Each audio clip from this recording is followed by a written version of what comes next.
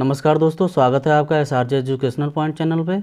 और आज हम लोग सीखेंगे घातांक, जिसको इंग्लिश में एक्सपोनेंट या पावर भी कहते हैं, और इसके रूल्स। ठीक है, सबसे पहले हम सीखते हैं कि एक्सपोनेंट होते क्या हैं। ठीक है दोस्तों, तो एक्सपोनेंट वो संख्या होती है जो हमें ये बतलाती है कि किसी संख्या को कितनी बार खुद से मल्टीप्लाई करना है। ठीक है, जैसे एग्जाम्पल के लिए मैं बोलूँ 2 की पावर 3, यहाँ पे 3 क्या है, 2 का एक्सपोनेंट है, जो हमें बता रही है कि हमें 2 को 3 बार मल्टीप्लाई करना है। ठीक है, इसका जो विस्तार होता है वो ये होता है। ठीक है, यानी इसने ये जो एक्सपोनेंट 3 था, इसने हमें बताया कि हमें 2 को 3 बार मल्टीप्लाई करना है। ठीक है दोस्तों, आई थिंक क्लियर होगा कि एक्सपोनेंट क्या होता है। एक्सपोनेंट वो संख्या होती है या घातांक वो संख्या होती है जो हमें बताती है कि किसी नंबर को, जो हमें बता रही है कि ये नंबर जो 2 है इसको 3 बार मल्टीप्लाई करना है। ठीक है, आई होप सो दोस्तों एक्सपोनेंट क्या होता है आपको क्लियर हो गया होगा।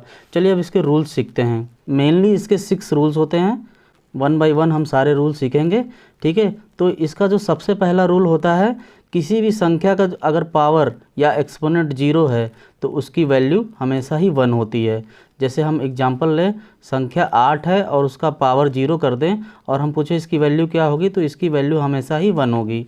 तो दोस्तों किसी भी संख्या का पावर या एक्सपोनेंट अगर 0 है तो उसकी जो वैल्यू हो जाएगी वो हमेशा ही 1 होगी। ये आप हमेशा याद रखें, ये आपके एक्सपोनेंट रूल का पहला रूल होता है।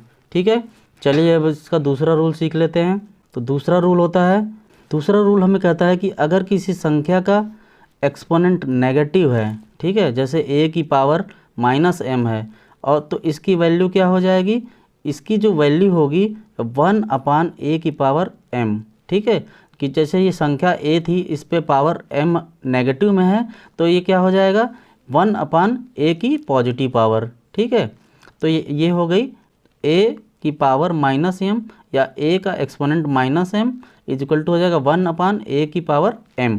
ठीक है, चलिए इसको एक एग्जांपल से समझते हैं।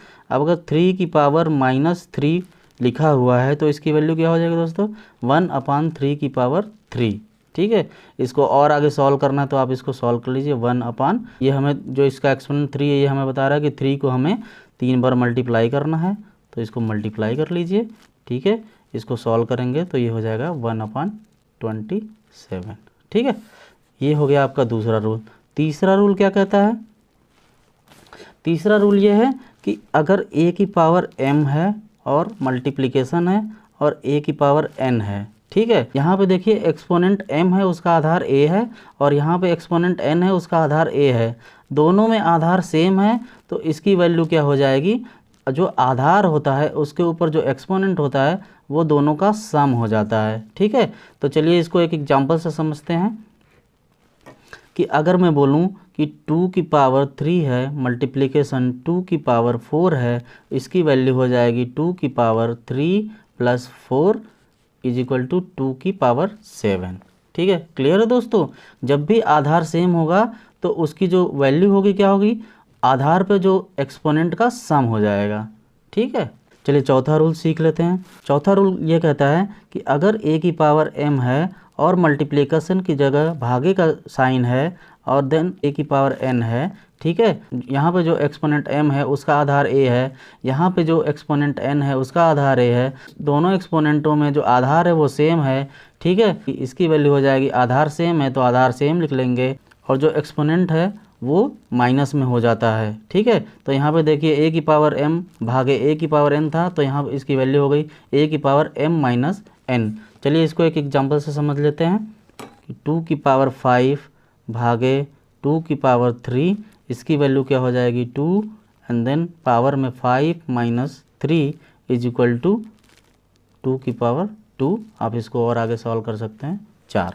ठीक है, पांचवा रूल कहता है अगर a की पावर m है एंड देन उनका कंप्लीट पावर n है, तो जो इसकी वैल्यू हो जाएगी, ठीक है, जो एक्सपोनेंट है उनका क्या हो जाएगा, मल्टीप्लिकेशन हो जाएगा, तो यहाँ पे हो जाएगा m × n। ठीक है, अब अगर इसको हम एक एग्जांपल से समझें तो ये क्या हो जाएगा, अगर 2 की पावर 3 फुल पावर 4 है तो इसकी वैल्यू क्या हो जाएगी 2 एंड देन 3 × 4 यानी कि 2 की पावर 12 हो जाएगा। ठीक है, इसका छठा रूल चलिए देख लेते हैं। अगर a की पावर m डिवाइड n है तो दोस्तों इसको हम लिख सकते हैं a की पावर m इंटू 1/n, ठीक है। और अभी हमने ऊपर पढ़ा हुआ है, ठीक है, कि इसको फर्दर कह सकते हैं कि आपकी a की पावर m ये फुल 1/n हो गया। और हमें पता है कि 1/n होता है, इसका मतलब क्या होता है कि ये आपका nth रूट हो गया a की पावर m, ठीक है। इसको और दूसरी तरीके से क्या लिख सकते हैं, या फिर a की पावर m/n है, इसकी वैल्यू क्या हो जाएगी a की पावर 1/n इंटू m, ठीक है। और फिर इसको फर्दर तोड़ेंगे तो हमें पता है कि ये जो a का nth रूट है, ठीक है, और ये क्या है उसका पावर m हो गया, ठीक है। तो इस तरह से ये छठा रूल होता है, ठीक है, कि अगर a की पावर m/n है तो दो तरीके से लिख सकते हैं, ठीक है, nth रूट a की पावर m या फिर nth root a full power m, ठीक है। अब चलिए इसको एक एग्जांपल से देख लेते हैं। अगर मैं बोलूँ 64 की पावर 2/3 है, इसका मतलब हो जाएगा कि ये क्यूब रूट 64 का स्क्वायर है, ठीक है, जिसको सॉल्व करेंगे तो क्या हो जाएगा, ये आपका हो जाएगा 4 इंटू 4 इंटू 4 का स्क्वायर। इसको आगे सॉल्व करेंगे तो ये हो जाएगा 4 का स्क्वायर इक्वल टू 16, ठीक है।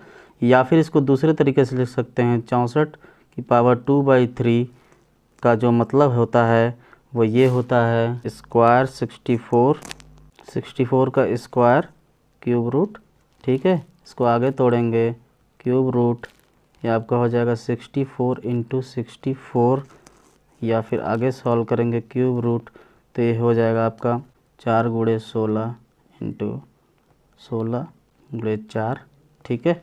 तो ये देखिए इसको आगे सॉल्व करेंगे तो ये हो जाएगा 16 गुणे 16 गुणे 16 और ये हो जाएगा 16। आशा करता हूँ दोस्तों वीडियो पसंद आया होगा। वीडियो पसंद आया हो तो प्लीज़ लाइक कर दें और चैनल पर नए हैं तो चैनल को सब्सक्राइब कर लें ताकि फ्यूचर में आपको इस तरह के वीडियो के नोटिफिकेशन मिलते रहें। धन्यवाद दोस्तों।